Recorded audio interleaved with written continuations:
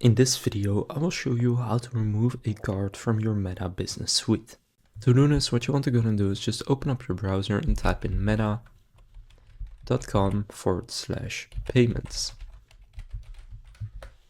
That will redirect you to this page. Now, if you're already signed into your account, then you will immediately see the same thing right here. If you're not yet signed in, just gonna sign into the correct account. And if it signed you into the wrong account, then here click log out and just go to the link again and then sign in with the correct account. Now from here, for me it says add a new card, but here you will be able to see all of your payment methods, including your cards. Now on the one you want to delete, just gonna click on manage and then just click remove card. So now you know how to remove a card from Meta Business Suite.